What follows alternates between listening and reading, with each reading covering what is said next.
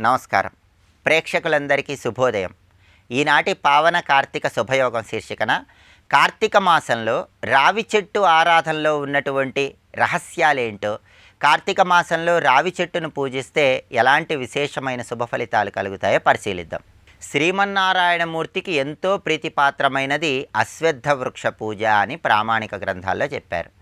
అశ్వత్థ సర్వవృక్షాణం, వృక్షాలన్నింటిలో కూడా రావి చెట్టు రూపంలో తాను ఉంటానని శ్రీమన్నారాయణమూర్తి సెలవిచ్చాడు. విష్ణువుకి ఎంతో ప్రీతిపాత్రమైనటువంటి కార్తీక మాసంలో నవమి, దశమి, ఏకాదశి ఇలా విష్ణుప్రియమైనటువంటి తిథులలో కానీ లేదా గురువారం రోజు కానీ రావి చెట్టును పూజిస్తే విష్ణుమూర్తి సంపూర్ణమైన అనుగ్రహం కలుగుతుంది. పద్మపురాణం ప్రకారం కార్తీక మాసంలో రావి చెట్టును తాకిన, రావి చెట్టు మొదట్లో నీళ్లు పోసిన, రావి చెట్టును పూజించిన అనంతమైనటువంటి సంపదలు కలుగుతాయి. అలాగే వివాహం కావలసినటువంటి కన్యలు ఎవరైనా సరే కార్తీక మాసంలో రావి చెట్టు దగ్గరకు వెళ్ళి రావి చెట్టుకి ఒక ఎరుపు రంగు దారాన్ని చుట్టి రావి చెట్టు దగ్గర దీపాన్ని వెలిగించి రావి చెట్టుకు హారతి ఇచ్చి పండ్లు నైవేద్యం సమర్పించి ఆ పండ్లు ఎవరైనా ముత్తైదువులకు ఇచ్చినట్లయితే సత్వరమే వివాహ ప్రాప్తిని సిద్ధింపజేసుకోవచ్చు. అంతటి శక్తి కార్తీక మాసంలో రావి చెట్టు ఆరాధనకు ఉంది. అలాగే కార్తీక మాసంలో తెల్లవారుజామున నదీ స్నానాలు చేసిన తర్వాత కూడా రావి చెట్టు కింద కూర్చుని కార్తీక పురాణం చదివితే ఉత్తమోత్తమమైనటువంటి ఫలితాలు కలుగుతాయి. ప్రత్యేకమైన దానాలు కూడా రావి చెట్టు కింద ఇవ్వటం ద్వారా విశేషమైన ప్రయోజనాలు చేకూరతాయి. కార్తీక మాసంలో కూష్మాండ దానం అంటే గుమ్మడికాయ దానం కానీ, నువ్వుల దానం కానీ ఇటువంటివి రావి చెట్టు కింద ఇవ్వటం ద్వారా విశేషమైన ప్రయోజనాలు సిద్ధింపజేసుకోవచ్చు. దీపదానం చేసిన, ఉసిరికాయ దానం ఇచ్చిన, సాలగ్రామం దానం ఇచ్చిన ఇటువంటివి కూడా రావి చెట్టు కింద కార్తీక మాసంలో చేసినట్లయితే విశేషమైన ప్రయోజనాలు చేకూరుతాయి. రావి చెట్టును ప్రత్యేకమైన విధి విధానాలతో కార్తీక మాసంలో ఆరాధన చేయాలి. ముందుగా రావి చెట్టు దగ్గరకు వెళ్ళాలి. రావి చెట్టు మొదట్లో శుభ్రం చేయాలి. రావి చెట్టు దగ్గర బియ్యపిండితో ముగ్గు వేసి పసుపు, కుంకుమ, అక్షింతలు రావి చెట్టు మొదట్లో వేసి రావి చెట్టు దగ్గర పుష్పాలు ఉంచి రావి చెట్టు దగ్గర మట్టి ప్రమిదలో నువ్వుల నూనె పోసి 3 లేదా 8 ఒత్తులు వేసి దీపాన్ని వెలిగించాలి. రావి చెట్టుకు ప్రదక్షిణలు చేయాలి. మూలతో బ్రహ్మరూపాయ, మధ్యతో విష్ణురూపిణి, అగ్రత శివరూపాయ, వృక్షరాజాయతే నమః, అశ్వత్థాయ వరేణ్యాయ, సర్వైశ్వర్య ప్రదాయినే, అంతతః శివరూపాయ, వృక్షరాజాయతే నమః అనే 2 శ్లోకాలు చదువుకుంటూ రావి చెట్టుకు ప్రదక్షిణలు చేయాలి.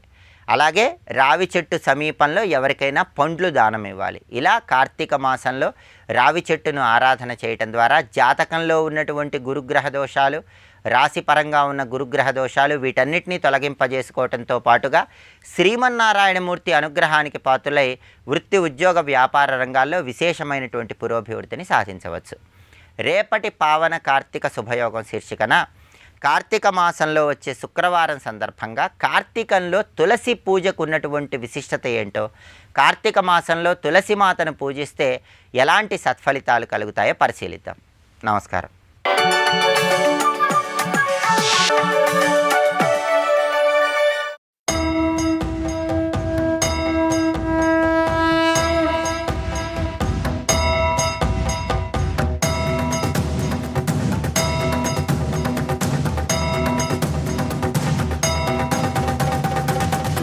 కల్కే జ్యేష్ఠాస్త్రయ శూరాహ, వాళ్ళు మహాశూరులు. వాళ్ళు కవి, ప్రాజ్ఞ, సుమంత్రకాహ, వాళ్ళు ముగ్గురు. కవి, ప్రాజ్ఞుడు, సుమంత్రుడు. వీటికి కూడా అర్థాలు వెతికితే మనకు తెలుస్తున్నది. జ్ఞానస్వరూపాలకి 3 పేర్లండి ఇక్కడ.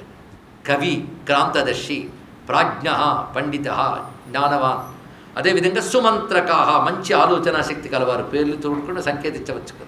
కవి, ప్రాజ్ఞ, సుమంత్రకాహ, వీళ్ళు ముగ్గురు కల్కిక అన్నలు. వీళ్ళు ఎలాంటి వాళ్ళంటే పితృమాతృ ప్రియకరా గురువి ప్రతిష్ఠితా, తల్లిదండ్రులకు ఆనందం కలిగించేవారు, గురువుల పట్ల, వేదవేత్తల పట్ల భక్తి కలిగినటువంటి వారు. అదేవిధంగా అనేక మంది దేవతాంశలు కూడా బంధువులుగా కలిగారు. అప్పటికి వాళ్ళు ఎవరెవరు బంధువులుగా కలిగారు, వాళ్ళందరూ కల్కికి తోడుంటారు. బంధువులందరూ కల్కేరంశా పురాజాతా, కల్కేహ అంశ అంటే కల్కి అయిన విష్ణువు యొక్క అంశలే బంధువులుగా కలిగారు. అంటే విష్ణువు కానివారు విష్ణువు దగ్గర ఉండలేరు, కానీ విష్ణు అంశలే అవే కలిసి ఉన్నాయి. అవి సాధవో ధర్మతత్పర. వాళ్ళ గార్గ్య, భార్గ్య, విశాలాద్య. గార్గ్య భార్గ్య అంటే గర్గ వంశానికి చెందిన వాళ్ళు, భార్గవ వంశానికి చెందిన వాళ్ళు ఇత్యాదులు. గార్గ్య, భార్గ్య, విశాల ఆద్యాహ, విశాలుడు మొదలైనటువంటి వారు, ఇలాంటి వాళ్ళు అనేక మంది ఆయనకి బంధువులుగా అంటే జ్ఞాతులుగా ఉన్నారు. అయితే వీరందరికీ పాలకుడుగా అప్పుడు పాలించే రాజు కూడా ఉన్నాడు, ఆ సమయంలో ఉంటాడు. అతడు రాజధాని నగరం మహిష్మతి, దాన్ని రాజధాని నగరంగా చేసుకు పాలిస్తుంటాడు. ఆయన ఏలుబడిలో ఉన్న గ్రామంలో శంభల ఒకటి, అది చెప్తున్నారు కదా. దీన్ని బట్టి తెలుసుకోవాల్సింది ఆ సమయంలో ఉన్న వాళ్ళల్లో ఆ పాలకుడి పేరు విశాఖయూప భూపాల, విశాఖయూపుడు అనేటువంటి రాజు పాలన చేస్తూ ఉంటాడు. ఆయన చేత పాలింపబడుతూ వీళ్ళందరూ హాయిగా ఉన్నారంటే ధర్మబద్ధమైన పాలన అక్కడ లభిస్తుంది. ఆ సమయంలో ధర్మబద్ధమైన పాలన ఆ ప్రాంతంలో ఉంటుంది. ఇక్కడ బ్రాహ్మణ కల్కిమాలోక్య పరాం ప్రీతిముపాగతా తతో విష్ణుయశాపుత్రం ధీరం సర్వగుణాకరం కల్కిం కమలపత్రాక్షం ప్రోవాచ పఠనాధృతం. ఇంకా ఇతనికి విద్యకు పంపించాలనుకున్నారు తల్లిదండ్రులు. అంటే ఉపనయనం అంటే గురువు దగ్గరికి పంపించుట, దానికి తగ్గ సంస్కారం చేయాలనుకున్నారు. చేయాలని, నాయన నువ్వు విష్ణువని మాకు అందరూ అంటూ ఉంటే అన్నాం, కానీ మేము చేయవలసిన సంస్కారాలు చేయాలి కదా. అందుకే తాత తే బ్రహ్మ సంస్కారం యజ్ఞసూత్రం అనుత్తమం సావిత్రీం వాచయిష్యామి తతో వేదాన్ పఠిష్యసి. నీకు ఉపనయన సంస్కారం చేసి బ్రహ్మసూత్రం వేసి సావిత్రిని అంటే గాయత్రిని ఉపదేశించుతాం, తర్వాత తతో వేదాన్ పఠిష్యసి, నువ్వు వేదాలు చదవాలి అంటే కల్కి అడుగుతున్నాడు వినయంగా. కో వేద కాచ సావిత్రి కేన సూత్రేణ సంస్కృతా బ్రాహ్మణా విదితాలోకే తత్తత్వం వద తాతమా అని అడిగితే, వేదం అంటే ఏమిటి, సావిత్రి అంటే ఏమిటి, సూత్రం అంటే ఏమిటి, ఇది నాకు తెలియజేయరా అంటే చెప్తున్నారు. అంటే శ్రద్ధతో అడిగాడు ఆయన. చెప్తున్నాడు తండ్రి. వేదం అంటే ఒకటే మాట చెప్పాడు, వేదో హరేర్వాక్, ఇంకొక మాట లేదు. వేదమనగా భగవాను యొక్క వాక్స్వరూపము. భగవానుడి మాట అనడం కాదు, భగవానుడి యొక్క వాక్స్వరూపమే వేదము. ఇక సావిత్రి వేదమాత, సావిత్రి వేదమాత. ఇక త్రిగుణంచ త్రివృత్సూత్రం తేన విప్రా ప్రతిష్ఠిత, మూడుగా చేయబడినటువంటి సూత్రము ఋగ్యజుస్సామాత్మకమైన వేదానికి అకార ఉకార మకారాత్మకమైన వేదమునకు సంకేతం. దశయజ్ఞై సంస్కృతాయే బ్రాహ్మణ బ్రహ్మవాదిన తత్ర వేదాశ్చ లోకానాం త్రయాణామిక పోషకా. దశయజ్ఞముల చేత సంస్కరింపబడినటువంటి బ్రాహ్మణుడు బ్రహ్మవాది అయినటువంటి వాడు వేదములను రక్షిస్తాడు, లోకాల్ని రక్షిస్తాడు. ఇది తెలుసుకోవాలండి. మనదైన ఈ విజ్ఞానం తెలియకపోవడం వల్ల అపోహలు అపార్థాలు చాలా ఏర్పడ్డాయి. ఎందుకంటే వేదముల్లో ప్రధానంగా కనబడేది ఏమిటో తెలుసా? వేదముల్లో మంత్రములకు అర్థం తెలిస్తే తెలుస్తుంది. సృష్టిలో ప్రతి వారు క్షేమంగా ఉండాలి, అదే వేదం యొక్క హృదయం, మరొకటి కాదు. వేదము సారం అది. ఇక్కడ మానవుల్లో చాతుర్వర్ణ్యముల వారు క్షేమంగా ఉండాలి, ఇహము పరము పొందాలి. అభ్యుదయ నిశ్రేయసములు. అభ్యుదయం అంటే ఇహలోక పరలోక సుఖములు, నిశ్రేయసం అంటే కైవల్యం. ఇవి లభించాలి ఎవరికి? అన్ని వర్ణాల వారికి కలగాలి. దానికి తగ్గ మంత్రములు, దానికి తగ్గ విద్య ఉంటుంది ఇక్కడ, వాటికి తగ్గ కర్తువులు. అంతేకాదు మానవులకు మాత్రమే కాకుండా ప్రకృతి మొత్తం కూడా జౌశాంతి, అంతరిక్ష శాంతి, అవాంతర దిశా శాంతి, ఓషధయ శాంతి. మానవులు మాత్రమే కాకుండా అంతరిక్షంలో ఉన్న గ్రహ నక్షత్రాదులు మొదలుకొని చెట్టు పుట్ట రాయి రప్ప కూడా క్షేమంగా ఉండాలని కోరుకునేది వేదం. కోరుకుంటే లాభం లేదండి, కోరికలు చాలా మట్టుకుంటాయి. దానికి శక్తి ఉండాలి, అంతే కదా. శక్తి ఉండాలి అంటే అన్న మాటలో అభిలాష ఉంటే సరిపోదు, మాటని సత్యం చేయగలిగే శక్తి దానికి ఉండాలి. అలాంటి శక్తివంతమైన శబ్దమే వేదం. అది ఇక్కడ అది కోరుకోదు, జరిగేటట్టు చేస్తుంది. ఇది తెలుసుకోండి ఇక్కడ, అది వేదం యొక్క శక్తి. అందుకే అది మంత్రం, అది స్వయం దివ్యశక్తి సంపన్నం. దానికై మొత్తం దశ సంస్కారములు కలిగిన వాడు మాత్రమే దాన్ని రక్షించగలడు. అలాంటి దశ సంస్కారములు కలిగిన వాళ్ళు దాన్ని రక్షిస్తూ ఉంటే తద్వారా లోకం క్షేమంగా ఉంటుంది. ఎందుకంటే చెట్టంతా బాగా ఫలం ఇవ్వాలి అంటే మూలానికి ఎలా తడిపి దోహదం చెయ్యాలో, విశ్వమంతా సత్ఫలితం ఇవ్వాలంటే దానికి మూలమైన దివ్యశక్తిని అంత పరిపుష్టి చేయాల్సిన బాధ్యత ఉంటుంది నాయన. అంటే తండ్రి తన స్వధర్మాన్ని పుత్రుడికి అప్పచెప్తున్నాడు ఇక్కడ. ఆ ధర్మాన్ని దశయజ్ఞముల చేతి సంస్కరింపబడిన వాడు మాత్రమే చేయగలడు. వాడు ఏం చేస్తారంటే యజ్ఞ అధ్యయన దానాది తపస్వాధ్యాయ సంయమై ప్రీణయంత హరిం భక్త్యా వేదతంత్ర విధానత. ఎంత చక్కని విషయం బోధిస్తున్నాడు చూడండి ఇక్కడ.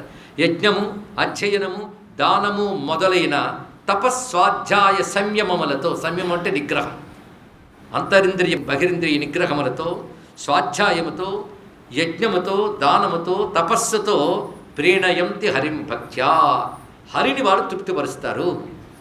తస్మాద్యధోపనయన కర్మణోహం, అలాంటి సంస్కారముల్లో ప్రధాన సంస్కారం ఉపనయన సంస్కారం. అది ఇప్పుడు జరుగుతున్నదంటే ఇందాక మరి దశయజ్ఞములు అన్నారే అవేమిటి అని అడిగాడు. అంటే ఈ సంభాషణ రూపంలో ఈ పురాణం ఎంత జ్ఞానం ఇస్తుందండి ఇక్కడ.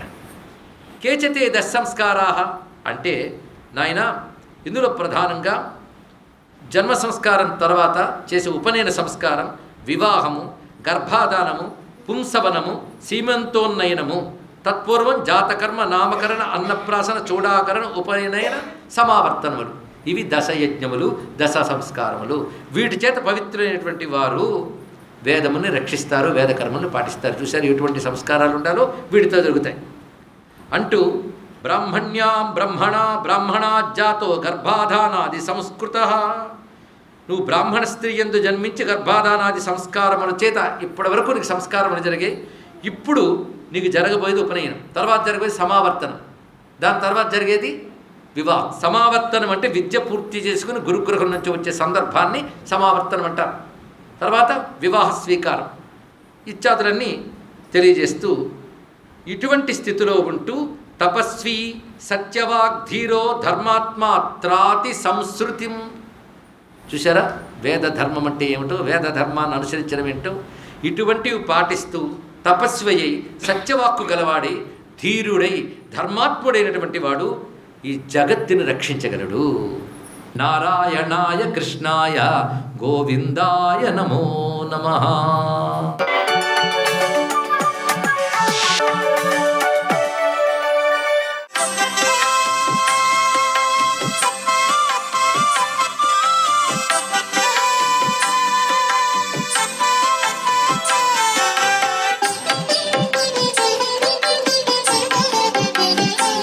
ఓం నమ శివాయ. ఓం నమో నారాయణాయ. హరహర మహాదేవ శంభో శంకర కార్తీక దామోదరాయ నమ. శివకేశవులకు ప్రీతికరమైనటువంటి ఈ కార్తీక మాసంలో ప్రతినిత్యం కూడాను ప్రతి ఒక్కరూ కూడాను శివాలయ దర్శనం, విష్ణాలయ దర్శనం తప్పనిసరిగా చేసుకొని తీరాలి. ఈ కార్తీక మాసంలోనే పంచారామ క్షేత్ర దర్శనం ఒకే ఒక్క రోజులో పూర్తి చేసి రావటం జన్మాంతరాల పాపాలన్నింటినీ పారద్రోలేటువంటి తీర్థయాత్రగా అభివర్ణిస్తారు పెద్దలు. అమరారామ దివ్యక్షేత్రం అమరావతి మొట్టమొదటిసారిగా దర్శించాలి. తర్వాత మిగతా దివ్యక్షేత్రాలైనటువంటి కుమరారామం, క్షీరారామం, భీమారామం, ద్రాక్షారామాన్ని దర్శించాలి. ఈ విధంగా ఒక్కరోజులో గనక దర్శించి రాత్రి సమయానికి మీ ఇంటికి మీరు చేరాలి. అలా చేరటం వల్ల పంచారామ దివ్యక్షేత్ర సందర్శనం పరిపూర్ణంగా చేసుకున్న వాళ్ళమవుతాం.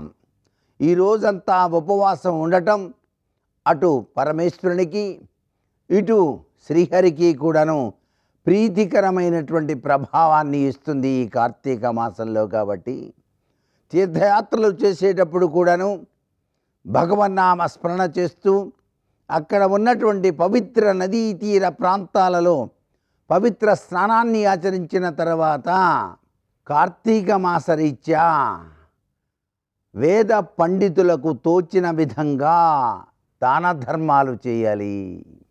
అంతేకాకుండా ఎవరైతే దీపదానం అనేటువంటిది ఈ కార్తీక మాసంలో చేస్తారో పరిపూర్ణవంతమైనటువంటి సత్ఫలితం కలిగి తీరుతుంది అని చెప్పేసి శాస్త్రం. సాలగ్రామం దానంగా ఇవ్వటం కూడాను అద్వితీయమైన ఐశ్వర్యాన్ని ఇస్తుంది. అసలు ఈ కార్తీక మాసంలోనండి ప్రతిరోజు కూడాను తాంబూలం వేద పండితునికి కనుక దానంగా కనుక ఇచ్చినట్లయితే దక్షిణ తాంబూలం చక్రవర్తి మహాలక్షణంతో జీవితం గడుపుతాడు మానవుడు అని చెప్పేసి కార్తీక మహాపురాణం తెలియజేస్తోంది. ప్రతి నిత్యం ఈ కార్తీక మాసంలో కార్తీక పురాణ పఠనం మర్చిపోకూడదు.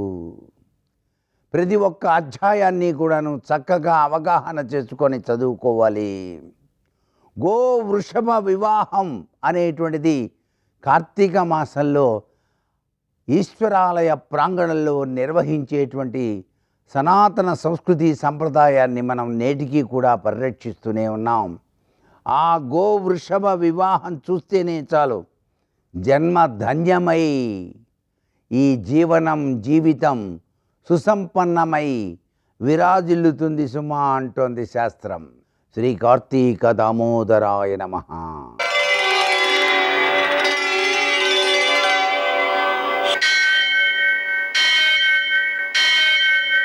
సహస్రశీరుషం దేవం విశ్వాక్షం విశ్వశంభువం విశ్వం నారాయణం దేవమక్షరం పరమం పదం విశ్వతః పరమాం నిత్యం విశ్వం నారాయణగుం హరిం విశ్వమేవేదం పురుషస్తద్విశ్వముపజీవతి పతిం విశ్వస్యాత్మేశ్వరం శాశ్వతం శివమచ్యుతం నారాయణం మహాజ్ఞేయం విశ్వాత్మానం పరాయణం.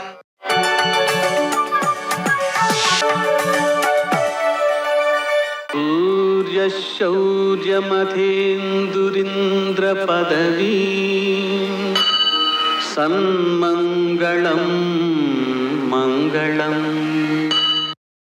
నమస్తే భగవన్ దేవదత్తాత్రేయ జగత్ప్రభో సర్వబాధ ప్రశమనం గురు శాంతిం ప్రేచ్ఛమే. నేటి కాలమాన విశేషాలను గమనిద్దాం. స్వస్తి శ్రీ చాంద్రమాన క్రోధినామ సంవత్సరం దక్షిణాయనం శరదృతువు కార్తీక మాసం కృష్ణపక్షం గురువారం. సూర్యోదయం 6:28 సూర్యాస్తమయం 5:36. తిథి షష్ఠి సాయంకాలం 5:08 వరకు. నక్షత్రం పుష్యమి మధ్యాహ్నం 3:40 వరకు. వర్జం తెల్లవారుజామున 5:18 ప్రారంభమై మరుసటి రోజు ఉదయం 7 వరకు కొనసాగుతోంది. దుర్ముహూర్తం ఉదయం 10:11 నుంచి 10:55 వరకు. మరల మధ్యాహ్నం 2:35 నుంచి 3:22 వరకు. అమృతకాలం ఉదయం 9:04 నుంచి 10:43 వరకు. రాహుకాలం గురువారం కాబట్టి మధ్యాహ్నం 1:30 నుంచి 3 గంటల వరకు. అష్టగౌరవ రీత్యా శుభప్రదమైన సమయం ఉదయం 7:10 నేటి విశేషం గురువారం. అలాగనే పుష్యమి నక్షత్రం. దీన్ని గురుపుష్య యోగము అంటారు. అతి పుణ్యప్రదమైనటువంటి కార్తీక మాసంలో ఈ గురుపుష్య యోగం నాడు మనం ఆరంభించేటువంటి ఆధ్యాత్మిక కార్యక్రమాలు ఏవైనా సరే అవి విజయవంతం అవుతాయి, సందేహం లేదు. నూతన కార్యారంభాలకు ఈ గురుపుష్యమి యోగం అనేటువంటిది చాలా మంచిది అని చెప్పి చెబుతారు పెద్దలు. అలాగే ఈరోజు రాత్రి ధనురైనం ఉంది, కానీ ఆ పుణ్యకాలం రేపు ఉదయం నుంచి ప్రారంభమవుతుంది. అలాగని ఈరోజు ప్రదోషం ఉంది కాబట్టి సాయంకాలం సూర్యాస్తమయం తర్వాత 1:12 సమయంలో కార్తీక మాసం కాబట్టి దక్షిణామూర్తికి శనగలతో పూజ చేసి వాటిని ఆలయంలో ఇచ్చేసినట్లయితే ప్రసాదాలుగా పంచుతారు. చాలా సత్ఫలితం సిద్ధిస్తుంది. పురా గోవర్ధనోద్ధార సమయే కృష్ణభక్షితా జనకా సర్వపాపఘ్నా. గోవర్ధన పర్వతాన్ని ఎత్తినప్పుడు తిన్నాడటండి కృష్ణుడు సకల పాపాలని పోగొడతాయట ఈ శనగలు. వాటిని మనం దానం చేయడం ద్వారా విశిష్టమైన సత్ఫలితాన్ని పొందుతాం. నేటి ఆణిముత్యాలు.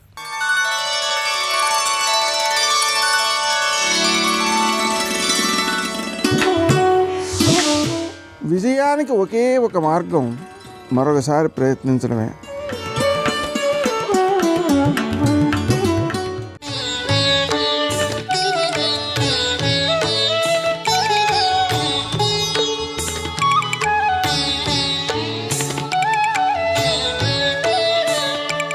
స్నానం చేసిన కారణం చేత తేజస్సు నిలబడుతుంది. మూడవది పుష్టి. చల్లటి నీళ్లు తలమించి పోసుకొని స్నానం చేసినటువంటి కారణం చేత భగవంతుని యందు ఉన్ముఖమైన బుద్ధితో పూజా ప్రారంభం చేయగలుగుతాడు.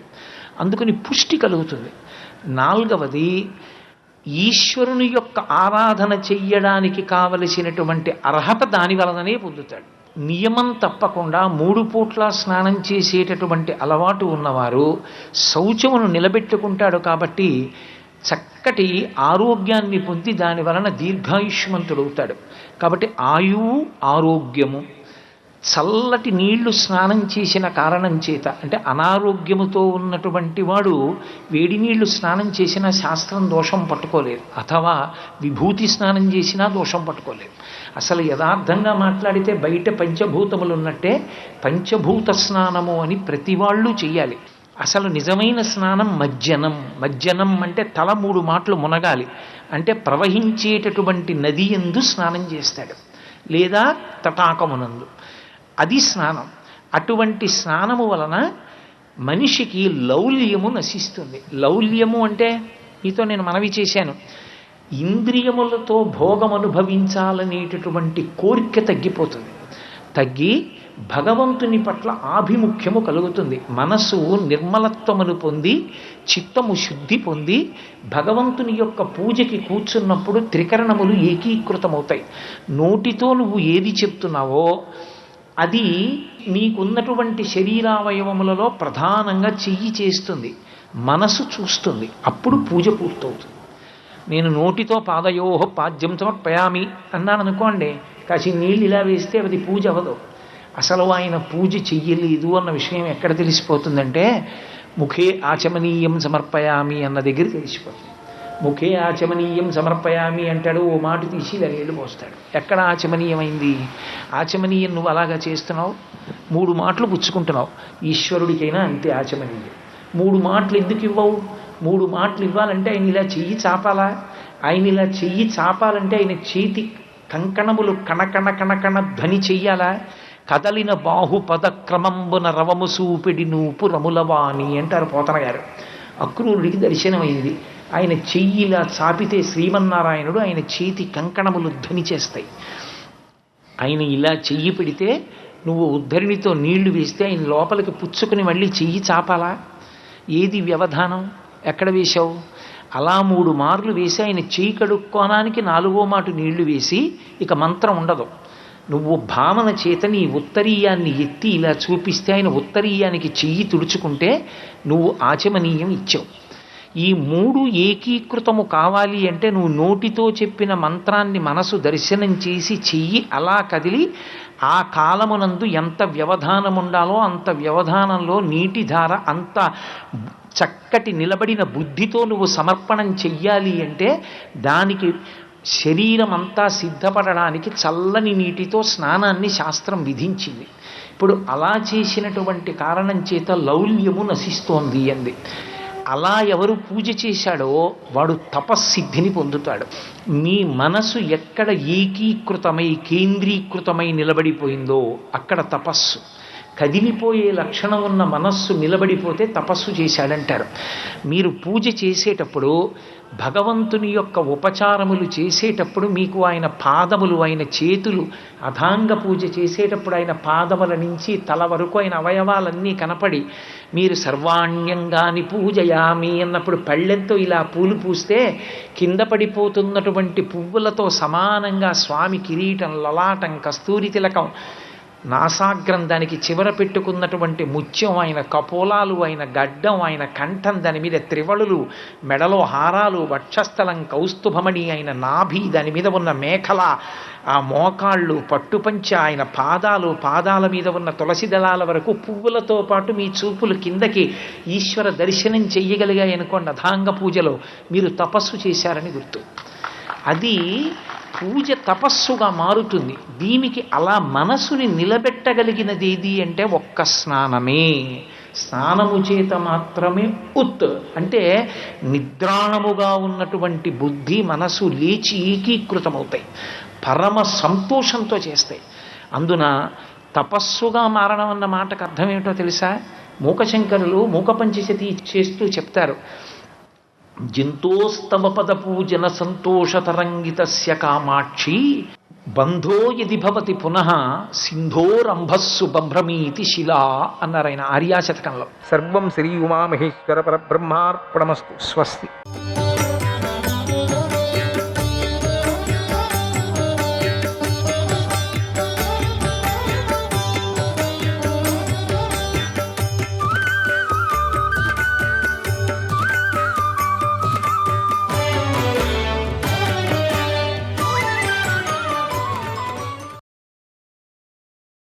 జనక మహారాజా, ప్రతి వ్యక్తి కూడా ఇంద్రియాలను అదుపులో ఉంచుకోవాలి, ధర్మాత్ముడై ఉండాలి, సమస్త ప్రాణులను తనలాగానే భావించాలి.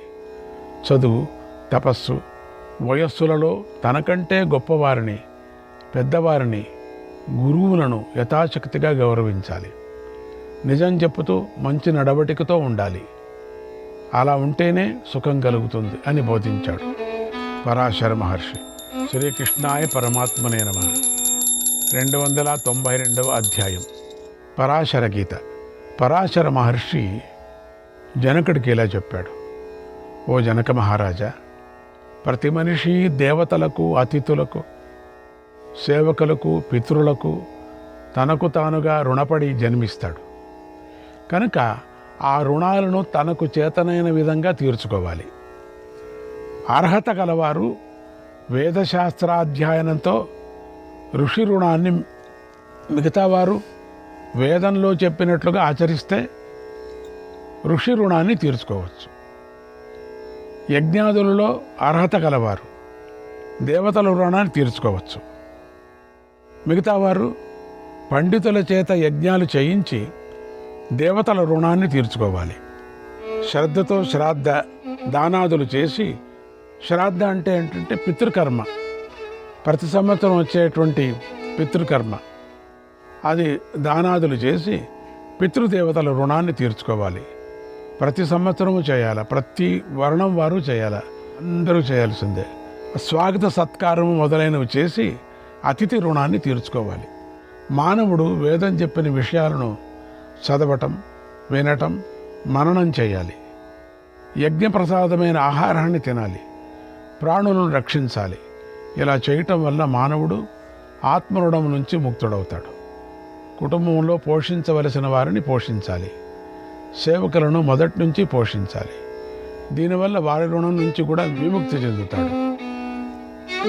అగ్నిరాత్మా చ మాతా చ, అగ్నిరాత్మా చ మాతా చ, పితా జనయితా తథా, పితా జనయితా తథా, గురుశ్చ నరశార్దూల, గురుశ్చ నరశార్దూల, పరిచర్యా యథా తథం, పరిచర్యా యథా తథం.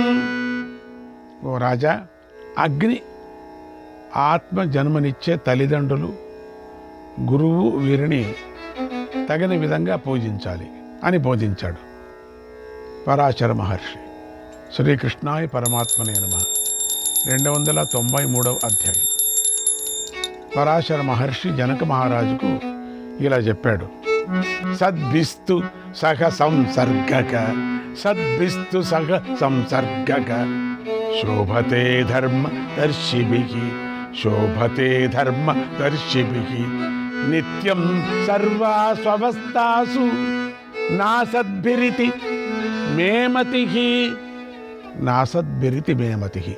ఎప్పుడైనా ధర్మాత్ములైన వారి సమీపంలోనే ఉండాలి. అలా ఉండటమే మేలు చేస్తుంది. కానీ ఎలాంటి పరిస్థితుల్లో అయినా చెడ్డవారితో జీవించడం మంచిది కాదు. ఇది నా అభిప్రాయం.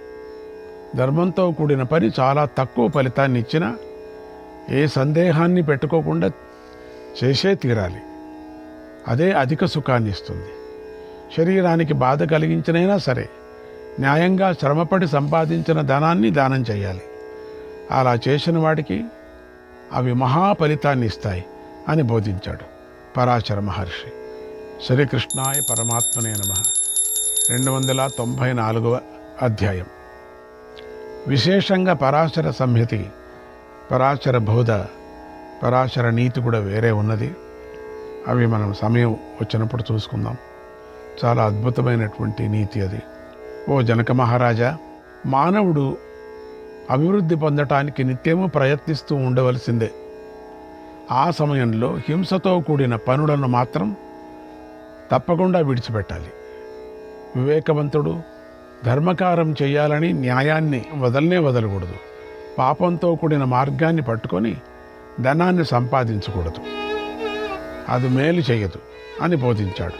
ఓ జనక మహారాజా, తపః సర్వగతం తాత, తపః సర్వగతం తాత, హీనస్యాపి విధేయతే హీనస్యాపి విధీయతే జితేంద్రియస్య దాంతస్య జితేంద్రియస్య దాంతస్య స్వర్గమార్గ ప్రవర్తకం స్వర్గమార్గ ప్రవర్తకం. నాయన, సత్కర్మ అనుష్ఠానం, తపస్సు అందరూ చేయవచ్చు, నియమాలు పాటించవచ్చు. ఇంద్రియాలను మనస్సును అదుపులో ఉంచుకున్న హీనుడైనా కూడా తపస్సును చేయవచ్చు, నియమాలు పాటించవచ్చు. తపస్సు స్వర్గమార్గాన్ని సులభం చేస్తుంది. ధర్మము, తపస్సు, దానాల పట్ల సంశయం కలగకూడదు. కలిగితే మానవుడు పాపపు పనులు చేసి నరకంలో పడతాడు. తన ప్రయత్నం లేకుండా అప్రయత్నంగా వాటంతట అవే వచ్చిన విషయ సుఖాలను గృహస్థు అనుభవించాలి. విషయ సుఖాలు ఏమొస్తాయో అయితే తన ధర్మాన్ని మాత్రం ప్రయత్నపూర్వకంగానే ఆచరించాలి. ఎప్పుడూ కూడా గృహస్థుడు తాను చేయవలసిన పనిని నిశ్చయించుకోవాలి. స్వధర్మాన్ని ఆచరిస్తూ యజ్ఞాలను, పితృకర్మలను యథావిధిగా నిర్వహించాలి. ఇది గృహస్థు పాటించవలసిన ధర్మం అని బోధించాడు పరాశర మహర్షి. శ్రీకృష్ణాయ పరమాత్మనే నమః. 296వ అధ్యాయం. ఓ జనక మహారాజా చెప్తున్నాడు, ప్రతి వ్యక్తి దయ కలిగి ఉండాలి, అహింసావ్రతం పాటించాలి, అజాగ్రత్తగా ఉండకూడదు, దేవతలకు పితృదేవతలకు ఇవ్వవలసింది ఇవ్వాలి, దానాలు చేయాలి, పితృకర్మలను ఆచరించాలి, అతిథిని సత్కరించాలి, నిజాన్ని చెప్పాలి, కోపాన్ని కలిగి ఉండకూడదు, తన భార్యతోనే ఆనందాన్ని పొందాలి, పవిత్రంగా ఉండాలి, ఎవరి మీద ఆరోపణలు చేయకూడదు, ఆత్మజ్ఞానం కలిగి ఉండాలి, సహనం కలిగి ఉండాలి. ఇవి సాధారణ ధర్మాలు. వీటిని అందరూ పాటించాలి. ఉత్తముడిగా పుట్టినా కూడా నిందించదగిన పనిని చేయకూడదు. చేస్తే అది అతన్ని పాపాత్ముని చేస్తుంది. కనుక ఏ విధంగా అయినా కూడా చెడు పని చేయకూడదు అని బోధించాడు పరాశర మహర్షి. శ్రీకృష్ణాయ పరమాత్మనే నమః. 297వ అధ్యాయం. పరాశర గీతలు చేయవలసినటువంటి నానా ధర్మాలు. పితా సఖాయో గురవః శ్రియశ్చ పితా సఖాయో గురవః శ్రియశ్చ న నిర్గుణానాం హి భవంతి లోకే న నిర్గుణానాం హి భవంతి లోకే అనన్యభక్తాః ప్రియవాదినశ్చ అనన్యభక్తాః ప్రియవాదినశ్చ హితాచ్చ పశ్యాచ్చ భవంతి రాజన్ హితాచ్చ పశ్యాచ్చ భవంతి రాజన్. పరాశరుడు అన్నాడు, ఓ జనక మహారాజా, లోకంలో గుణహీనులకు స్వార్థం తప్ప తల్లిదండ్రులు, మిత్రులు, గురువులు, స్త్రీలు మొదలైన వారి విషయాలు ఏవీ పట్టవు.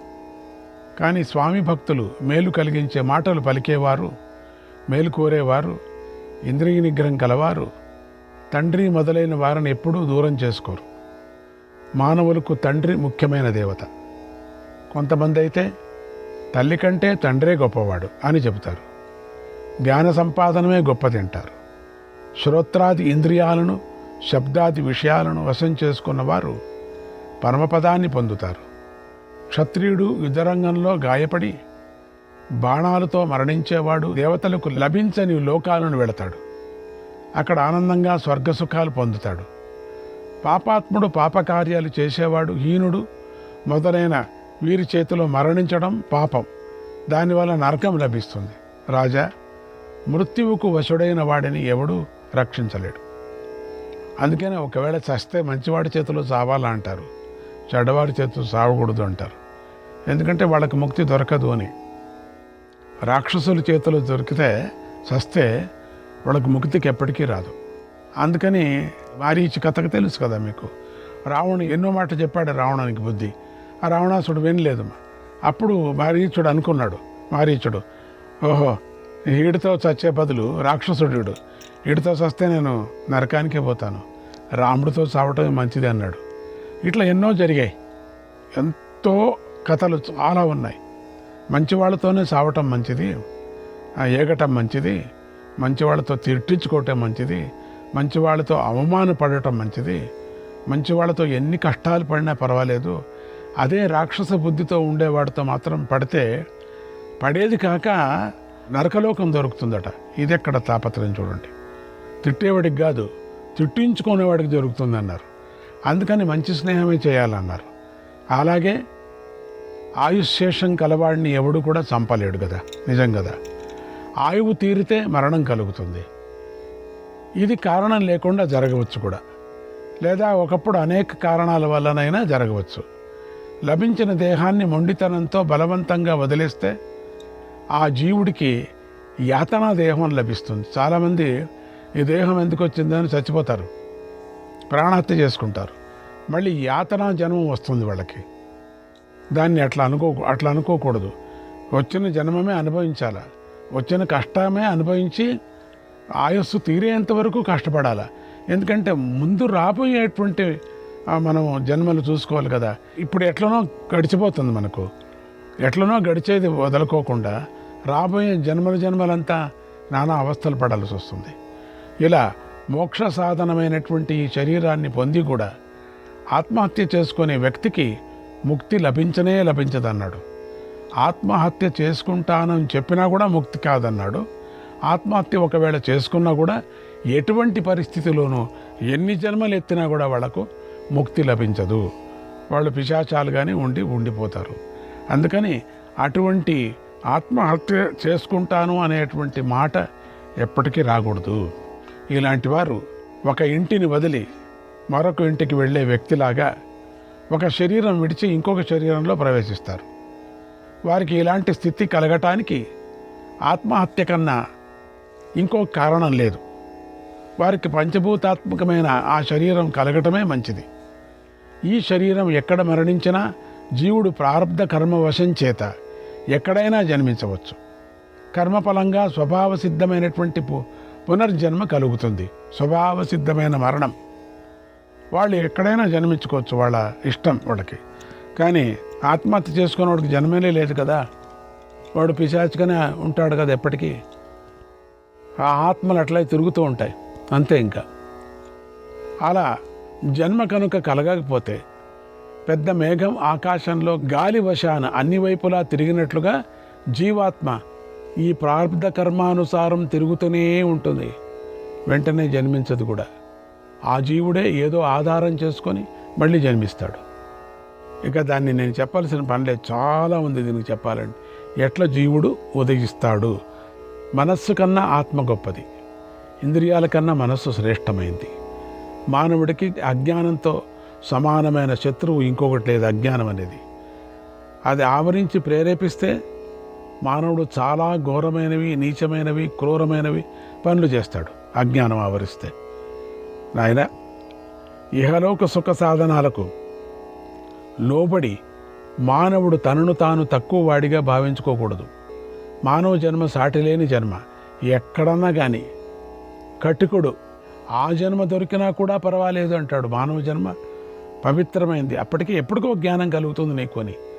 సాటి లేని జన్మ ఇది. లభించిన వాడు పుణ్యకర్మలు చేస్తే ఆత్మోద్ధరణ పొందుతాడు. పుణ్యకర్మలు చేయాల, పాపకర్మానికి వెళ్ళకూడదు, మళ్ళీ వెనక్కి వెళ్ళకూడదు. ఎప్పుడు ఎదగాల, పైకి వెళ్ళాల.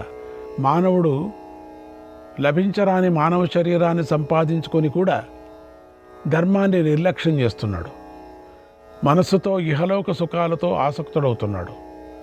మహత్తర ప్రయోజనానికి దూరమైపోతున్నాడు.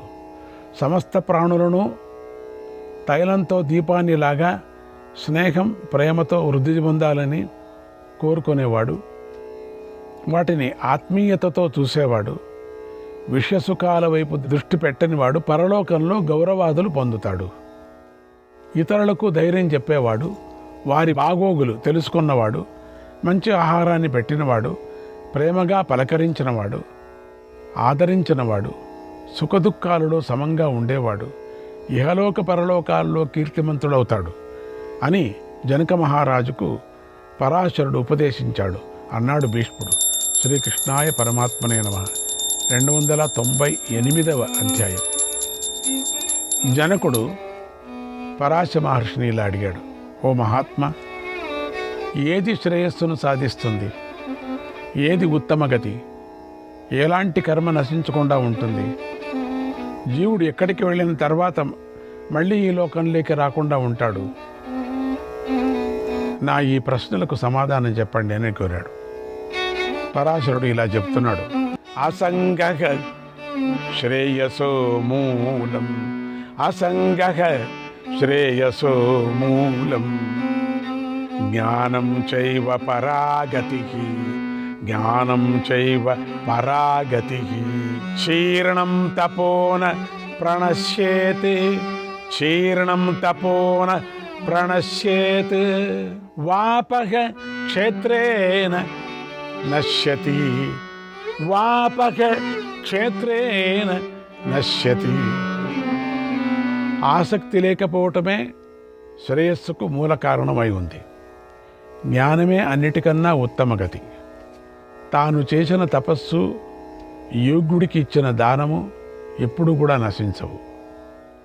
అధర్మమయమైన బంధాన్ని తెంచుకొని ధర్మంలో ఆసక్తి కలిగి ఉంటూ సమస్త ప్రాణులకు అభయాన్ని ఇచ్చేవాడు వెంటనే సిద్ధిని పొందుతాడు.